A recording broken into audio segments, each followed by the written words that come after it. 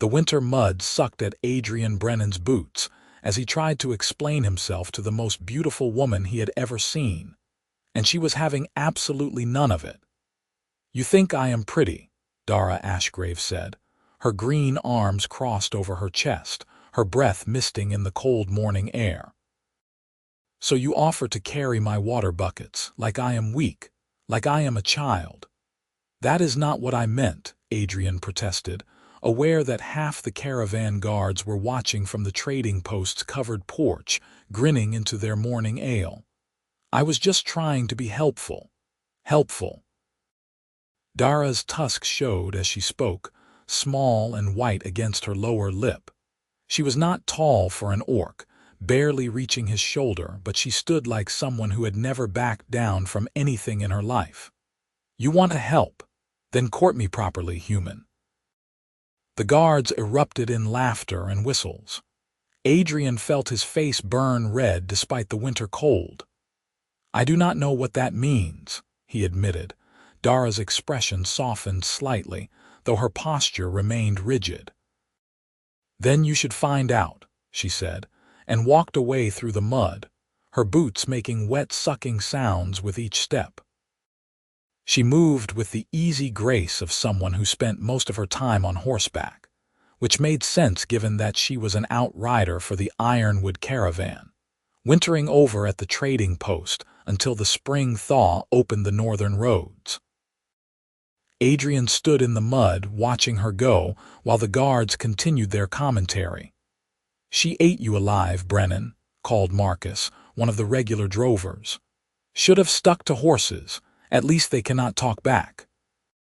Adrian ignored them and walked back to his own camp on the east side of the trading post, where he kept his string of horses penned and his small wagon tucked under a canvas lean-to. He was a horse trader, had been for 8 years since leaving his father's farm, and he was good at it. He knew bloodlines and conformation, could spot a lame horse at 100 paces, could gentle a fractious yearling with patience and time. But courting? He had never been much good at that even with human women, and he had no idea what proper courtship meant to an orc. He spent the rest of the day tending his animals and thinking. The trading post sat at the junction of 3 roads, one running north into the borderlands, one east toward the settled farmlands, and one south to the timber country. In winter, it swelled with caravans waiting out the snow, with trappers selling furs, with traders like himself looking for spring buyers. It was a good place to do business, but it was also isolated, a cluster of rough buildings and tents surrounded by frozen mud and bare trees. By evening, Adrian had made a decision. He found old Samuel, the trading post's keeper, in the main hall where travelers gathered to eat and drink and stay warm. "I need advice," Adrian said, sitting down across from the weathered man. Samuel raised an eyebrow. "About horses, about courting." "Ah," Samuel grinned. "Saw what happened this morning. The whole post saw what happened this morning. She said I should court her properly. What does that mean for orcs?" Samuel scratched his gray beard. "Cannot say I am an expert. But I know the Ironwood caravan has been coming through here for 15 years and they have got their ways. You should talk to Grandmother Eartha. She is the matron, runs the whole caravan. If you are serious about the girl, you will need her blessing anyway." Adrian nodded slowly. "Where would I find her?" "Big wagon with the blue canvas north side of the grounds. But Brennan, listen, that caravan leaves when the thaw comes. 2 months, maybe 3. If you are going to do this, you do not have much time." "I know." Adrian did not sleep well that night. He kept thinking about Dara, about the way she had looked at him with those sharp, dark eyes, about the strength in her voice when she challenged him. He had been around plenty of women in his life, but none of them had ever made him feel quite so off balance, quite so desperate to prove himself. In the morning, before dawn, he rode out to the forest edge and searched in the half-light until he found what he was looking for. Winter roses, small and white, growing on thorny vines in a sheltered hollow. They were rare this far north, and the thorns cut his hands as he gathered them, but he managed to collect a decent bunch. He wrapped them in cloth and rode back to the trading post as the sun broke over the eastern trees. The caravan camp was just stirring when he arrived. Smoke rose from cooking fires, and people moved between the wagons in the gray morning light. Adrian dismounted and walked through the camp, aware of the curious stares, until he found Dara standing near a fire, warming her hands. She looked up as he approached, surprise flickering across her face. "I am courting you properly," Adrian said, and held out the winter roses. Dara stared at the flowers. Then she started laughing, a rich, warm sound that made his heart sink. "Oh, human," she said, shaking her head, "flowers are step 9. Step 9 of 13. She took the roses anyway, her expression gentling. "But they are beautiful, thank you." "I do not understand," Adrian said. "Of course you do not." Dara tucked the flowers into her belt. "Come with me. If you are serious, grandmother needs to meet you." She led him through the caravan camp to the largest wagon, painted blue with white trim, where an old orc woman sat on the back steps smoking a long-stemmed pipe. Grandmother Eartha was ancient. Her green skin seamed with wrinkles, her white hair bound up in braids, but her eyes were sharp as she studied Adrian. "This is the horse trader," Dara said. "He wants to court me properly. Does he now?" Eartha took a long draw on her pipe. "Sit down, human. Let us talk." Adrian sat on a stump near the wagon. Dara remained standing, her arms crossed, watching. "My granddaughter is precious to me," Eartha said. "She is young, only 20 summers, but she is a skilled rider and a good judge of animals. She has a future with this caravan, a place and a purpose. If you want to court her, you must prove you are worthy of taking her from that." "I do not want to take her from anything," Adrian said. "I just want to know her better." "Good answer." Eartha nodded. "So you will follow our customs. Our courtship has 13 steps. You have already done step 9, bringing flowers, though you did it out of order. Shall I tell you the rest, please?"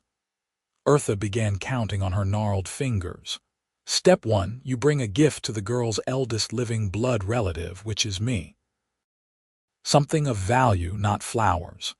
Step 2, you make a public declaration of what you own and what you owe, so there are no lies about your circumstances.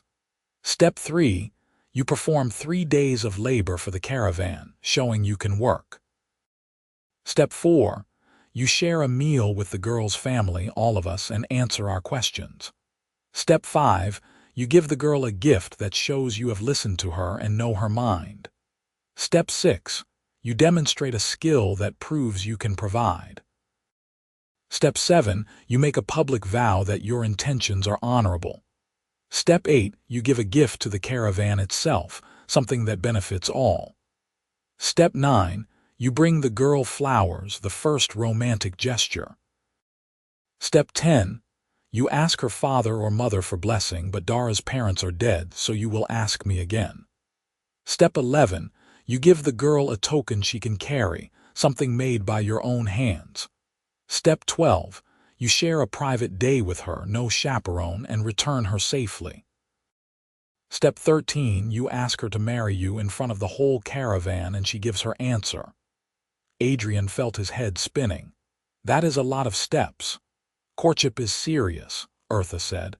"It is not something to rush, but here is the thing, human. This caravan leaves when the thaw comes. The roads will open in 2 months, maybe less if the weather turns warm. If you have not completed all 13 steps by then, Dara travels north with us, and the courtship is over. No bitterness, no cruelty, just our way.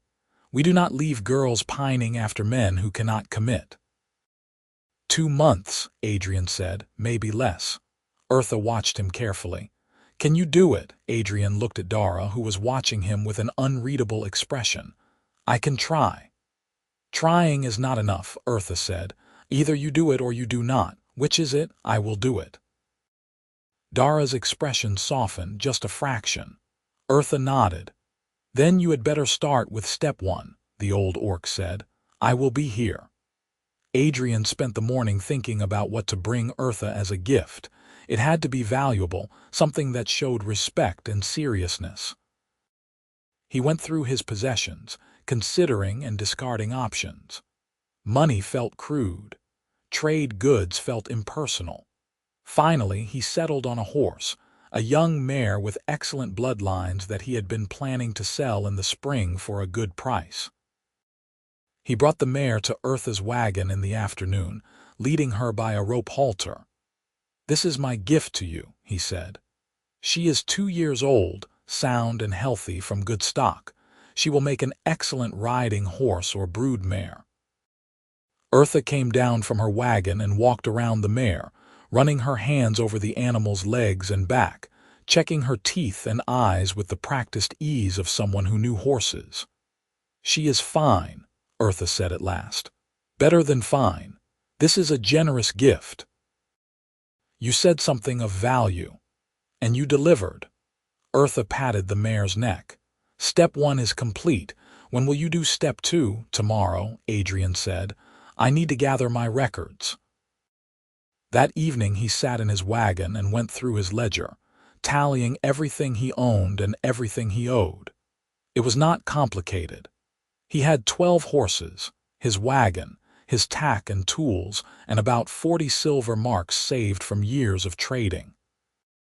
He owed 20 marks to a breeder in the south for a stallion he had purchased last fall, due in the spring. He owned his business free and clear, no other debts. The next morning he stood in the center of the trading post's common ground and made his declaration, as was apparently the orc custom. A crowd gathered, including most of the caravan and a good number of the other traders and trappers wintering over. "My name is Adrian Brennan," he called out. "I am a horse trader.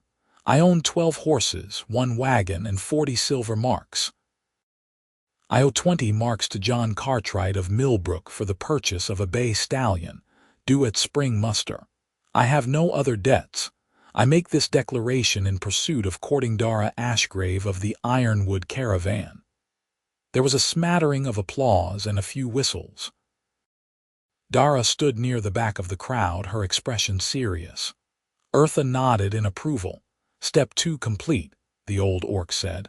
"Step 3 begins tomorrow, 3 days of labor. Be at the caravan camp at dawn." The 3 days of labor were hard.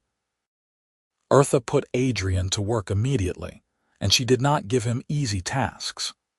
The first day he repaired wagon wheels, planing down new spokes and fitting iron rims while his hands blistered and his back ached. The second day he helped butcher and salt 2 pigs that the caravan had purchased from a local farmer, bloody work that left him smelling like meat and brine. The third day he mucked out the caravan's horse lines, hauling manure in a wheelbarrow through the freezing mud. Dara watched him sometimes, pausing in her own work to observe. She did not speak to him much, but once, when he slipped in the mud and nearly dropped a wheelbarrow full of manure, she laughed, and it was not unkind. On the evening of the third day, Eartha inspected his work and nodded. "You do not complain," she said. "That is good. Step 3 is complete. Tomorrow night you will eat with us, all of us. Be prepared to answer questions." The meal was held in a large tent that the caravan used for communal gatherings. There must have been 30 orcs present, all of them part of Dara's extended family or caravan kin. Adrian sat on a bench with Dara beside him, feeling profoundly out of place, while huge platters of food made their way around the tent. Roasted venison, root vegetables, dark bread, sharp cheese. The questions started almost immediately. "What are your intentions toward Dara?" asked a burly orc named Groth, one of the caravan guards. "To court her honorably and see if we are suited to each other," Adrian said.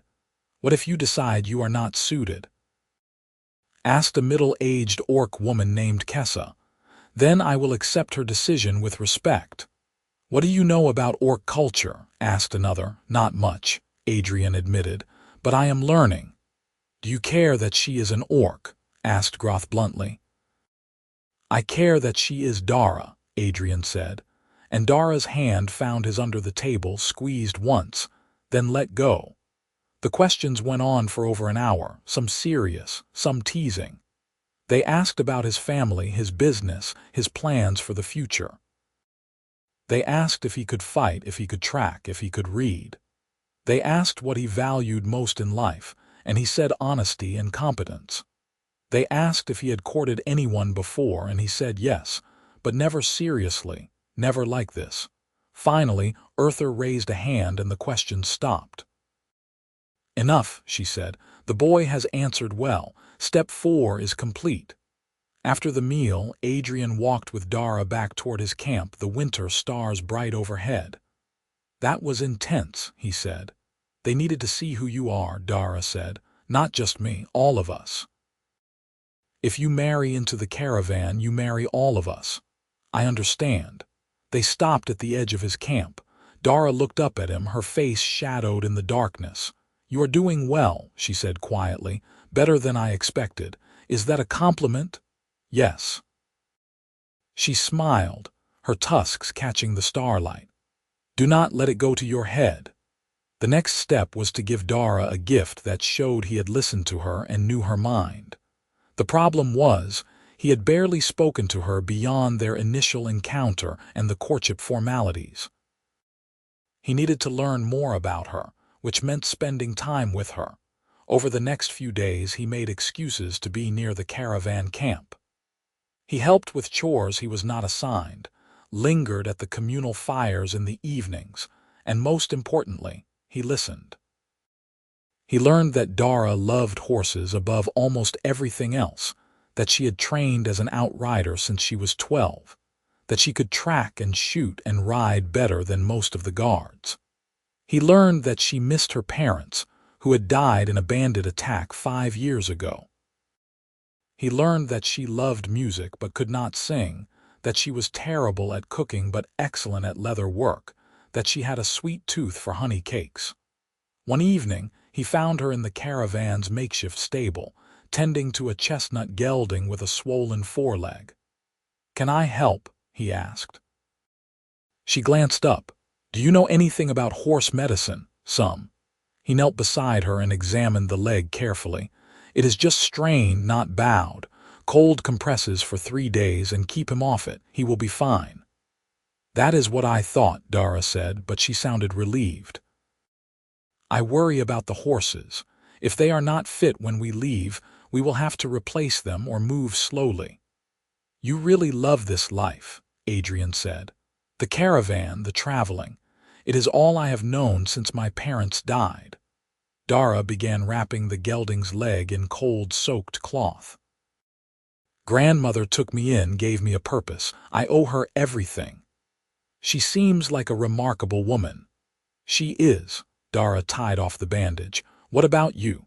Do you have family? 2 brothers and a sister, all back on the farm. I am the second son, so I left to make my own way. We write sometimes, but I have not been home in years." "Do you miss it?" "Not really. I was never much good at farming, but horses, those I understand." Dara smiled. "We have that in common, at least." They talked for a while longer, and by the time Adrian left, he knew what gift to give her. It took him 3 days to make. He bought thick leather from one of the trappers and spent hours cutting and stitching and tooling, working by firelight in his wagon. What he created was a pair of riding gloves, perfectly fitted for Dara's hands, with reinforced palms and fingers decorated with a simple geometric pattern he had seen on some of the caravan's wagons. He lined them with rabbit fur for warmth. He presented them to her on a cold afternoon in front of the caravan camp, so that the gesture was witnessed, as seemed to be important in orc culture. "These are for you," he said. "I made them myself. I noticed your old gloves were worn through." Dara took the gloves, examined them carefully, then slipped them on. "They fit perfectly. They are perfect," she said softly. Thank you, Adrian. It was the first time she had used his name, and it made something warm bloom in his chest. Step 5 complete, Eartha called from her wagon, and the watching orcs applauded.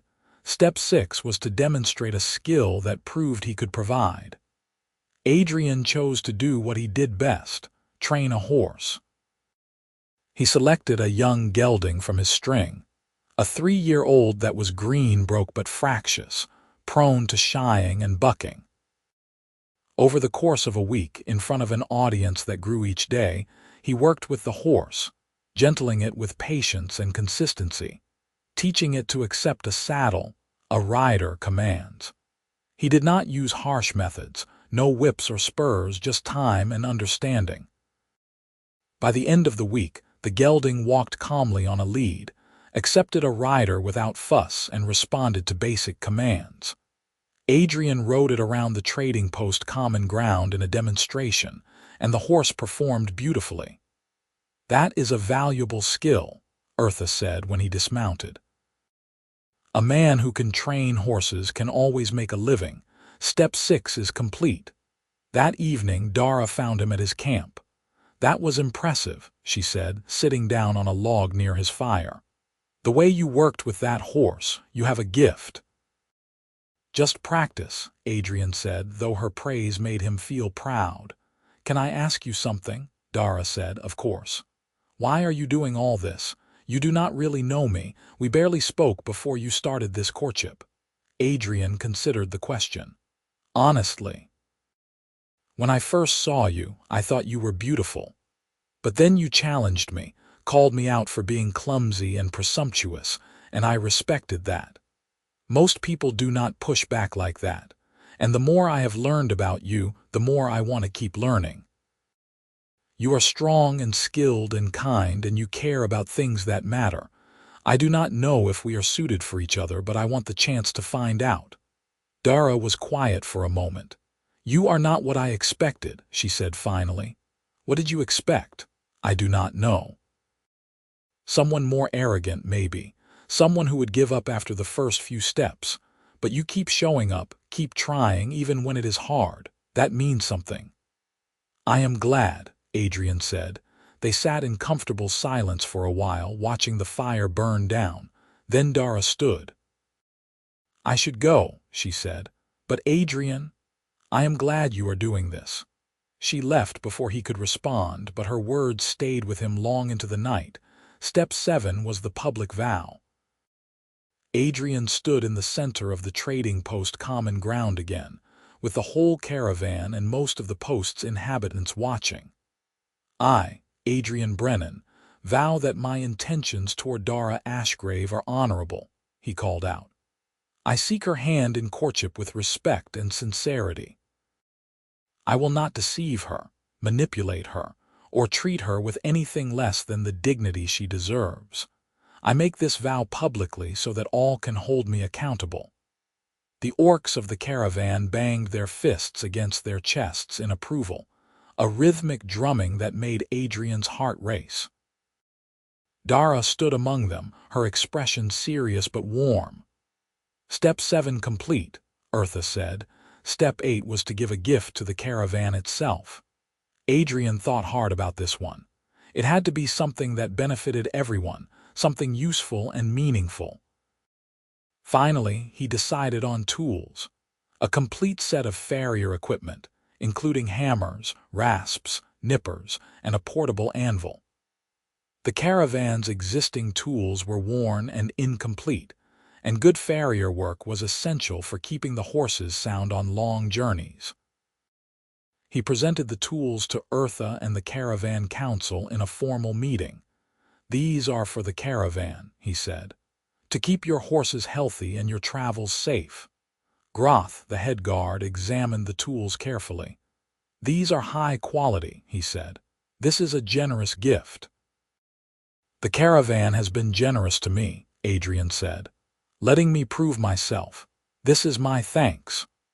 Eartha accepted the tools on behalf of the caravan, and Step 8 was complete. That evening, as Adrian was tending to his horses, he noticed something wrong.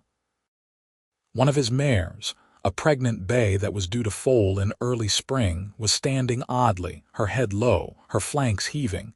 He went to her immediately, running his hands over her belly. It was hard and distended, and she flinched at his touch. This was wrong. The foal was not due for another month at least. "Easy, girl," he murmured, but the mare groaned and her legs buckled. Adrian ran for help. He found Samuel at the trading post hall. "Something is wrong with one of my mares," he said. "The pregnant one, I think she is trying to foal early." Samuel's expression turned grim. "Early foals rarely survive. Do you know anything about birthing?" "A little, not enough." "Let me get Martha. She has midwifed animals before." But Martha was not at the post. She had left that morning to visit a homestead 2 hours' ride south. By the time someone could fetch her, it might be too late. Adrian ran back to his mare. She was down now, lying in the straw, her breathing labored. He knelt beside her, feeling helpless. Then Dara was there, kneeling on the mare's other side. "I heard you were in trouble," she said. "What can I do?" "I do not know," Adrian admitted. "The foal is coming early. I do not know if I can save either of them." "We will try," Dara said firmly. She rolled up her sleeves. "Tell me what you need." Together they worked through the night. The mare labored for hours, straining and groaning, while Adrian and Dara did everything they could to help. The foal was turned wrong, and Adrian had to reach in and try to reposition it, his hands slippery with blood and fluid. Dara held the mare's head, murmuring to her in Orcish, keeping her calm. Finally, near dawn, the foal came. It was small and weak, a little colt, and for a terrible moment Adrian thought it was dead. Then it took a shuddering breath and another. "It is alive," Dara whispered. The mare was exhausted but alive as well. Adrian cleaned the foal while Dara tended to the mother, and by the time the sun rose, both animals were stable. Adrian sat back in the straw, covered in blood and exhausted. Dara sat beside him, equally filthy, her hair coming loose from its braid. "Thank you," Adrian said. "I could not have done that alone." "We make a good team," Dara said and smiled. They sat together in the quiet barn, watching the new foal try to stand on shaky legs, and Adrian felt something shift between them, something deeper than courtship steps and formal rituals. But the next morning brought trouble. Adrian went to check on the mare and foal and found them both sick. The foal was weak and would not nurse. The mare had developed a fever, her eyes dull and her breathing shallow. He spent the day trying everything he knew, every remedy and treatment, but the mare only got worse. By evening it was clear she was dying. Samuel came to see the situation and shook his head. "She will not make it through the night, and without a mother to nurse, the foal will follow." "I am sorry, Brennan." Adrian felt his world tilting. The mare was one of his best animals, and he had been counting on selling her and the foal in the spring for good money. More than that, he had spent the night fighting to save them. To lose them now felt like a crushing defeat. Dara came at dusk and found him sitting in the stall, his head in his hands. "I heard," she said quietly. "I am so sorry." "I failed them," Adrian said. "All that work and I failed. You did everything you could. It was not enough." Dara sat beside him. "Sometimes it is not enough." "That is not your fault." The mare died just after midnight. Adrian buried her in a clearing at the forest edge, working alone in the frozen ground by lantern light. The foal died 2 days later, too weak to survive without its mother. The deaths hit Adrian harder than he expected. Not just because of the financial loss, though that was significant, but because they felt like an omen. Everything with the courtship had been going well, but now this. Was it a sign that he was not meant to succeed? He withdrew for a few days, tending to his remaining horses and avoiding the caravan camp. He knew he needed to continue with the courtship, but the steps required time and resources, and he had just lost both. Dara came to find him on the third day. "You have been hiding," she said. "I have been working. You have been avoiding me." She crossed her arms. "Why?" Adrian sighed. "I lost my best breeding mare in a foal. That was going to be my big sale in the spring, the money I was counting on. And now I am supposed to complete this courtship, but some of the steps require resources I do not have any more." "Which steps?" "Step 10, asking grandmother for her blessing again. I am supposed to bring a gift, something significant. Step 11, making you a token. I was going to commission a silversmith, but I cannot afford that now. And step 8, I already gave the caravan my spare farrier tools, so I do not have much left to offer." Dara was quiet for a moment. Then she said, "You already completed step 8. And step 10 does not require a gift, just sincerity. As for step 11, it has to be made by your own hands. It does not have to be expensive. But I want it to be worthy of you, Adrian." Dara took his hands in her gloved ones, the gloves he had made for her. "These are worthy of me. Not because they are expensive, but because you made them, because you paid attention to what I needed. That is what matters." He looked at her serious green face and her dark eyes, and felt some of the weight lift from his chest. "I am scared I am going to fail," he admitted. "The thaw is coming soon, and I still have 5 steps left. If I do not finish in time, you leave." "Then we had better not waste time," Dara said. "Come on, let us work on step 10. Adrian asked Eartha for her blessing that evening, standing before her wagon with Dara at his side. "Grandmother," he said, "I ask for your blessing to continue courting Dara. I know I have already completed the formal steps, but I want you to know that my feelings are true. I care for her deeply, more than I thought possible. I do not have much to offer right now, but I will work hard to build a good life for her if she will have me." Eartha studied him with her sharp old eyes. "You have had setbacks," she said. "Lost animals, lost income. Many men would give up, blame bad luck, walk away, but you are still here. That tells me something about your character." "I am not giving up," Adrian said. "Good." Eartha nodded. "You have my blessing. Step 10 is complete." For step 11, Adrian made a token from wood. He carved a small horse from a piece of cherry wood, no bigger than his thumb, polishing it until it was smooth and warm. He drilled a hole through it and strung it on a leather cord, then presented it to Dara in front of the caravan. "This is for you," he said, "to carry with you wherever you go. So you remember that I am thinking of you." Dara took the token and slipped it over her head. The little wooden horse rested against her chest. "It is perfect," she said. "I will treasure it."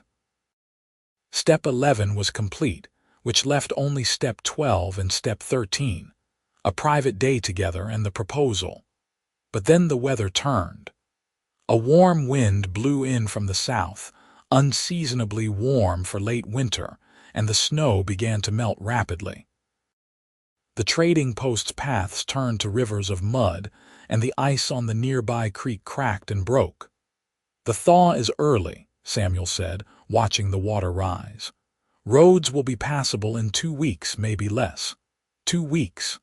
Adrian felt panic rising in his chest. He still needed to complete step 12, and it required a full day, dawn to dusk, alone with Dara. And then the proposal, which he had not even planned yet. He found Dara that evening. "The thaw is early," he said. "I know." She looked worried. "Grandmother is already making plans to leave. We will move out as soon as the northern road is clear." "When?" 12 days, maybe 10. "Then we need to do step 12 tomorrow," Adrian said. "Tomorrow, are you sure? We do not have time to wait." Dara nodded slowly. "All right, tomorrow. Where will we go? Leave that to me." Adrian spent the rest of the evening preparing. He packed food and blankets, checked his best riding horse, and plotted a route in his mind. He needed to make this day special, needed to show Dara who he was and how he felt, because after this, There would only be one step left. They left at dawn, riding out from the trading post on horseback. Adrian led them east, away from the main roads, into a stretch of wilderness he had explored during his weeks at the post. The forest was beautiful in the early thaw, snow melting from the branches, the first green shoots of spring pushing up through the dead leaves. They rode for an hour without talking much, just enjoying the movement and the morning air. Then Adrian led them to a place he had found weeks ago, a small clearing beside a stream where the water ran clear over smooth stones and the trees formed a natural shelter. "This is beautiful," Dara said, dismounting. "I found it when I first arrived at the post," Adrian said. "I have been coming here when I need to think." They tethered the horses and sat by the stream. Adrian unpacked the food he had brought, bread and cheese, dried apples, a flask of cider. They ate and talked, really talked for hours. Adrian told her about his childhood on the farm, about the day he decided to leave and make his own way, about the loneliness of traveling alone for years. Dara told him about her parents, about the day the bandits attacked their wagon and how grandmother had saved her, about the years of training to become an outrider, about the family she had found in the caravan. "You ever want to settle down?" Adrian asked. "Stop traveling?" Dara was quiet for a moment. "I used to think I never would," she said. "The caravan is my life, but lately I have been thinking about what it would be like to have a home, a real home, not just a wagon, somewhere to come back to." "You could have both," Adrian said, "if you wanted." "How?" "Travel with the caravan part of the year, come home the rest. Or start something new, something that uses your skills but keeps you in one place." "Like what?" "I do not know. A horse ranch, a trading post of your own, whatever you want." Dara smiled. "You make it sound easy." "It would not be easy, but it would be possible." In the afternoon, they walked along the stream, and Adrian taught Dara how to identify different trees by their bark and buds. Dara showed Adrian how to track, pointing out deer prints and rabbit runs he had never noticed. They moved through the forest like partners, each sharing what they knew, each learning from the other. As the sun began to set, they returned to the clearing. Adrian built a fire and they sat close to it, watching the flames. "This has been a good day," Dara said softly. "The best," Adrian agreed. Dara leaned her head against his shoulder and Adrian put his arm around her. They sat like that for a long time, not talking, just being together. Finally, as the stars began to appear overhead, Adrian said, "We should head back, I know." But Dara did not move. "Dara." "Yes. I am going to ask you to marry me tomorrow, in front of the whole caravan like the custom requires, but I want you to know before that happens that I mean it. This is not just about completing the steps. I want to spend my life with you. I want to build a home with you. I want to wake up beside you every morning and know that you are mine and I am yours." Dara turned to look at him, her eyes shining in the firelight. "I want that too," she said. "I have wanted it for weeks, but I was afraid to say it. Afraid that you would finish the courtship and then realize you had made a mistake." "No mistake," Adrian said. "You are the best thing that has ever happened to me." They kissed then, gentle and sweet, and Adrian felt like his heart might burst from how much he cared for this woman. They rode back to the trading post in the dark, arriving late. Eartha was waiting up, sitting by her wagon with a lantern. "You are back safely," she said, relief evident in her voice. "We are," Dara said. "Good. Step 12 is complete." Eartha looked at Adrian. "One step left, boy. Are you ready?" "I am," Adrian said. "Then we will gather tomorrow at midday. The whole caravan. Make your proposal then." Adrian barely slept that night.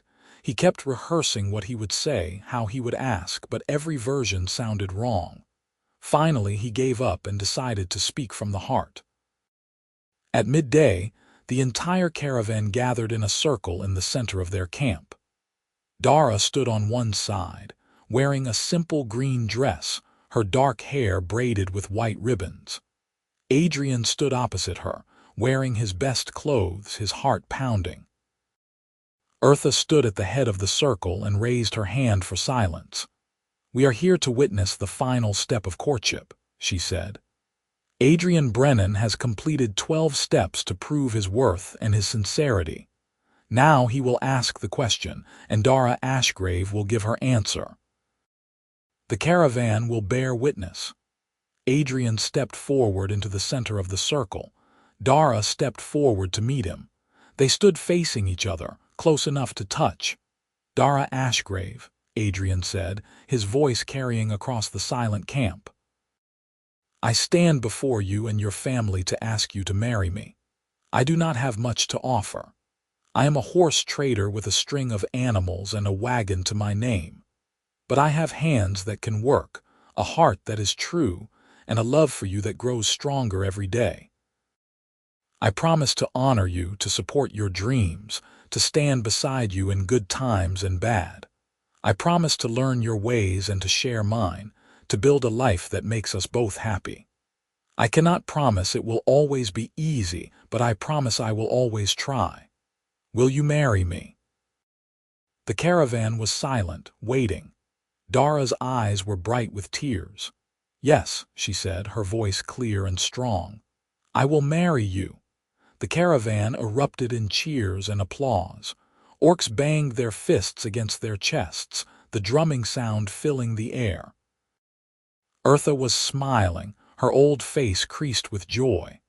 Adrian pulled Dara into his arms and kissed her, and she kissed him back, and for a moment the world was just the two of them. But that night, as they celebrated with a feast, reality set in. The caravan was leaving in 8 days. Dara would be going with them, traveling north to the border territories and beyond. They were engaged, but they would be separated for months. "Come with us," Dara said as they sat together by the fire.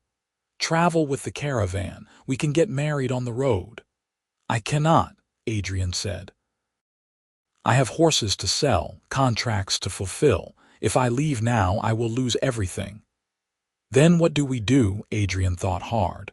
Then he remembered what Eartha had said weeks ago when this all started, something about proving he could commit. "What if I commit?" he said. "Not just to you, but to the caravan. What if I travel with you for 1 season, help with the horses, learn your ways, and then come back in the fall with you? Would you do that?" Dara asked. "Leave your business for months. I can arrange it," Adrian said, his mind racing. "I can sell half my string here, stable the rest with Samuel for a fee. Use the money to pay off my debt and have enough to live on, and then I can work for the caravan, earn my keep. Grandmother would have to approve. Then let us ask her." Eartha listened to their plan with a thoughtful expression. "You would give up your business for a season?" she asked Adrian. "Leave behind everything you have built, not give up, postpone, and only if I can work for the caravan, I will not be a burden." "You will work," Eartha said firmly. "We need a horse handler, someone who can tend the animals and help with the training. The pay is not much, but you will have food and shelter and a place. But more than that, you will have time. Time to learn our ways, to become part of the family, to prove that this marriage is not just a courtship fancy but a real commitment." "That is all I want," Adrian said. Eartha nodded slowly. "Then I approve. You will travel with us north to the summer gathering, help with the season's work, and return with us in the fall. And at the summer gathering, in front of all the clans, you will marry my granddaughter." "The summer gathering," Dara said. "Grandmother, that is a huge honor." "It is appropriate," Eartha said.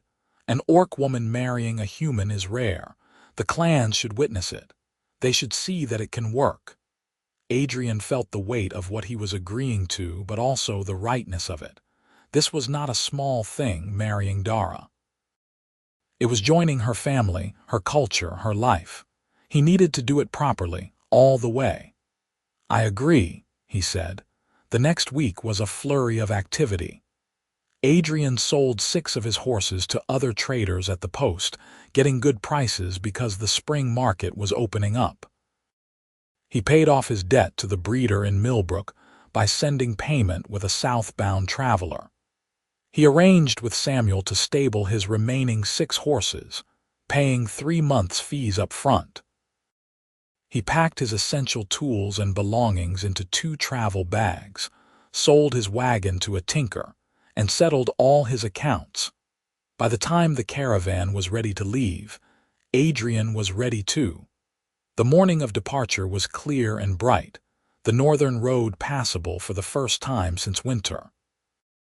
The caravan formed up into a line, Eartha's big blue wagon in the lead, followed by a dozen other wagons, livestock, and outriders on horseback. Adrian rode beside Dara, his 2 bags tied to his saddle, his heart light despite leaving everything familiar behind. "Are you sure about this?" Dara asked as they waited for the caravan to start moving. "I have never been more sure of anything," Adrian said. The caravan rolled out, and the trading post fell away behind them. Ahead lay the northern road, winding into the wilderness, and beyond that, a future Adrian had never imagined. The journey north took 6 weeks. The caravan moved slowly, stopping each night to make camp, traveling through forests and across rivers and over hills that grew steeper as they went. Adrian worked hard each day, tending the caravan's horses, helping repair wagons, hauling water and wood and anything else that needed hauling. The orcs accepted him gradually, testing him with hard work and harder jokes, but always fairly. Dara rode beside him most days, and they talked endlessly. She taught him orcish words and phrases, the names of stars and plants, the songs her people sang around the fire. He taught her about different horse breeds and bloodlines, about the business of trading, about the stories his mother had told him as a child. They learned each other, slowly and thoroughly, until it felt like they had known each other for years instead of months. At night they slept apart, as was proper until the marriage, but sometimes Dara would sit with him by his fire and they would hold hands and talk until the stars wheeled overhead. "Are you happy?" Dara asked one night about a month into the journey. "Yes," Adrian said without hesitation. "Are you?" "I did not think I could be this happy," Dara admitted. "I thought I would spend my whole life traveling, never settling, never having someone to share it with. But now I have you and it feels like everything is better." "We will make it work," Adrian promised. "Whatever it takes." The summer gathering was held in a broad valley at the edge of the borderlands, where 6 orc clans came together to trade, celebrate, and settle disputes. There must have been 300 orcs there, maybe more, living in a temporary city of wagons and tents. The gathering would last 2 weeks, Eartha explained, and during that time there would be feasts and contests, trading and storytelling, and at the end, weddings. Adrian felt overwhelmed by the sheer number of orcs, but Dara stayed close, introducing him to clan leaders and distant relatives, translating when his orcish failed. People were curious about the human who was marrying into the Ironwood caravan, some welcoming, some skeptical, but none openly hostile. "They are waiting to see if you are worthy," Dara said. "Show them you are." Adrian showed them. He helped with the gathering's horse competitions, demonstrating training techniques and sharing knowledge with other handlers. He worked alongside the orcs to build communal structures, to organize the food stores, to dig latrines and haul water. He answered questions about human culture and trade, and he listened to orc elders tell stories of their people's history and traditions. Slowly, the skepticism faded. By the end of the first week, Adrian was being greeted by name, invited to share meals, included in conversations. He was still an outsider, but he was becoming a respected one. The wedding was set for the final day of the gathering. Eartha explained the ceremony to Adrian. He and Dara would stand before the assembled clans, exchange vows, and bind their hands together with a cord woven from horsehair and linen, symbolizing the joining of their lives. Then they would be married in the eyes of the clans, and their union would be recognized by all orcs who witnessed it. "It is a simple ceremony," Eartha said, "but it is powerful. Once you are bound, you are family. Forever." "I understand," Adrian said. The night before the wedding, Adrian could not sleep. He lay in his tent, staring up at the canvas, thinking about the enormity of what he was about to do. He was marrying an orc woman, joining an orc clan, committing to a life that was nothing like what he had imagined for himself. But when he thought about Dara, about her strength and her kindness and the way she made him feel, he knew it was right. The wedding took place at midday in the center of the gathering grounds. The clans formed a huge circle, hundreds of orcs standing shoulder to shoulder, with Adrian and Dara at the center. Eartha stood before them, her white hair shining in the sunlight, a woven cord in her hands.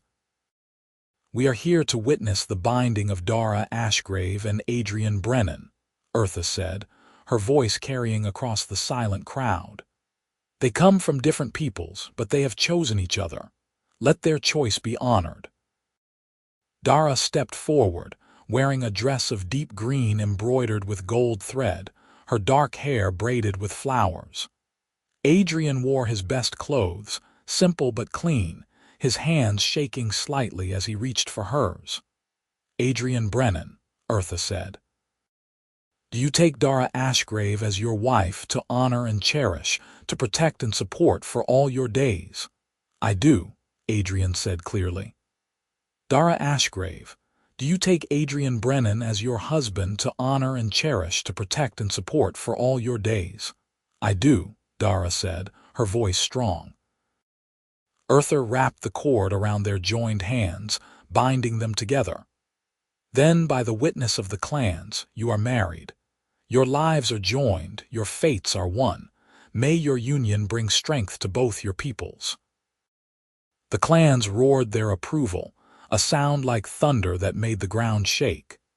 Adrian pulled Dara close and kissed her, and she kissed him back, and they were married. The celebration lasted all day and into the night. There was feasting and music, dancing and drinking, stories and songs. Adrian and Dara were toasted a dozen times, congratulated by clan leaders and common folk alike. At some point, someone put a mug of strong orc ale in Adrian's hand, and he drank it, and the world became warm and hazy. Late in the evening, Dara pulled him away from the celebrations, and they walked out to the edge of the gathering, where the noise faded to a distant murmur. "How are you feeling?" Dara asked, smiling. "Like the luckiest man alive," Adrian said, pulling her close. "I married the most amazing woman in the world today." "I married a pretty amazing man," Dara said, "one who gave up everything to court me properly." "I did not give up anything," Adrian said. "I gained everything." They stood together under the stars, husband and wife, and the future stretched out before them full of possibility. The caravan stayed at the summer gathering for another week, then began the long journey south. This time the travel felt different to Adrian. He was not a guest or a worker or even a suitor. He was family, Dara's husband, and the orcs of the caravan treated him accordingly. He and Dara shared a wagon now, one that Eartha had given them as a wedding gift. It was small but well made, with space for sleeping and storage and a fold-down table. At night, they would pull the wagon aside from the main camp and have their own fire, their own space, their own life together. Those were the happiest weeks of Adrian's life. He worked hard during the day, riding as an outrider alongside Dara, tending to the caravan's horses, helping with whatever needed doing. At night, He and Dara would talk and laugh and make plans for the future. "I have been thinking," Dara said one night as they lay together in their wagon, watching the stars through the open back, "about what you said about having both, the traveling and the home. What about it? What if we started a way station? Somewhere along the caravan route, a place where the ironwood can stop and resupply. We could run it together, tend horses, offer hospitality. And when the caravan passes through, I could travel with them for a few weeks, keep my ties to the family." Adrian turned to look at her. "That is a brilliant idea." "You think so? I know so. It would give us a home, a business, and keep you connected to the caravan." "Where would we build it?" "I know a place," Dara said. "About 3 days south of the summer gathering grounds, there is a meadow with good water and grazing. The caravan passes through there twice a year. It would be perfect." "Then that is what we will do," Adrian said. "As soon as we get back to the trading post and settle things, we will start planning." They reached the trading post in late summer, just as the harvest was beginning in the surrounding farmlands. Adrian collected his horses from Samuel, paid the stable fees, and took stock of his finances. Between the horses he had sold and the money he had saved before, he had enough to buy land and materials for a small building, with a little left over. He and Dara spent a week at the trading post, saying goodbyes and making arrangements. Then they loaded their wagon with supplies and headed north, back along the caravan route, to the meadow Dara had described. It was perfect. A broad stretch of grassland beside a clear stream with forest on 3 sides and the caravan road running past. Good drainage, good water, good grazing. Everything they needed. "This is it," Dara said, looking around with shining eyes. "This is home." They set to work immediately. Adrian's new building had helped raise barns and sheds on his father's farm, and Dara was strong and willing to learn. They cleared a space, laid a foundation of stone, and began raising walls of timber. They worked from dawn to dusk, and slowly the way station took shape. A main building with a common room and kitchen, a sleeping loft, a stable for horses, and a storage shed. It took them all of autumn and into early winter, but by the time the first snow fell, the way station was finished. It was small and rough, but it was solid and warm and theirs. "We did it," Adrian said, standing in the doorway of their new home, looking out at the snowy meadow. "We did," Dara agreed, slipping her arm around his waist. "We built a home." That winter was quiet and peaceful. They spent the days tending to their horses, improving the way station, and learning to live together as husband and wife. Dara taught Adrian to cook orc-style stews and breads, hearty and filling. Adrian taught Dara to read and write in common, so she could keep ledgers and write letters. They talked endlessly about their plans for the way station, about the future, about everything. In the evenings they would sit by the fire, and Adrian would carve small wooden figures while Dara worked on leather projects, saddles and bridles and bags they could sell to travelers. Sometimes they would just sit in comfortable silence, enjoying each other's presence. "I am glad you demanded I court you properly," Adrian said one evening. Dara laughed. "I am glad you showed up with flowers the next morning, even if it was step 9. I did not know any better, but you learned. That is what matters." Spring came, and with it the ironwood caravan on its way north. Eartha and the others were delighted with the way station, and the caravan stopped there for 3 days, resting and resupplying. Dara traveled with them when they left, heading north for the summer gathering, and Adrian stayed behind to mind the way station and their horses. It was lonely without her, but Adrian kept busy. Travelers began stopping at the way station, drawn by word of mouth and the hospitality. Adrian offered meals and beds, stabling for horses and repairs for wagons. The money was modest but steady, and by the time Dara returned in late summer, the way station had a growing reputation. "You have done well," Dara said, looking around at the improvements Adrian had made. A new paddock, a garden, a sign by the road that read Ashgrave Way Station. "Ashgrave," Adrian said. "We are a family," Dara said. "I thought we should have a family name. Do you mind?" "I love it," Adrian said and kissed her. The years passed in a rhythm of seasons. Each spring the ironwood caravan would pass through heading north, and Dara would travel with them to the summer gathering, returning in late summer. Adrian would stay and run the way station, building their business and their reputation. Each autumn and winter they were together, working side by side, making a life. In their third year of marriage, Dara realized she was pregnant. The news filled them both with joy and terror in equal measure. "I do not know how to be a mother," Dara confessed one evening, her hand on her still flat belly. "I do not know how to be a father," Adrian admitted, "but we will learn together." The baby was born in early winter, with the help of a traveling midwife and grandmother, Eartha, who had come south specifically for the birth. It was a boy, healthy and strong, with green skin like his mother and his father's dark hair. "What will you call him?" Eartha asked, holding her great-grandson with tears in her eyes. Adrian and Dara looked at each other. They had discussed names endlessly, but now, looking at their son, the decision was easy. "Ethan," Dara said. "Ethan Ashgrave." Ethan grew quickly, a happy child who was equally comfortable around horses and people. When he was 2, Dara found herself pregnant again, and their second son, Callum, was born the following winter.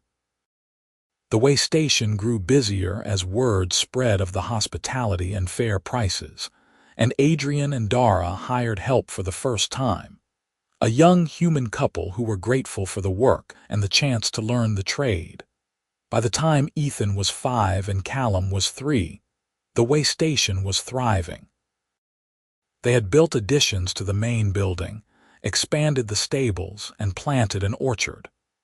Travelers came from all over, humans and orcs, and even a few dwarves from the eastern mountains. The Ashgrave Way Station became known as a place of welcome, where differences were respected and everyone was treated fairly. One spring evening, as Adrian and Dara sat on their porch watching Ethan and Callum play in the meadow, Dara said, "Do you remember when I demanded you court me properly?"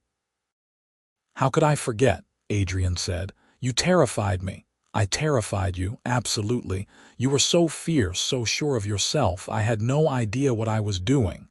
But you figured it out," Dara said. "You showed up with flowers. Step 9 of 13.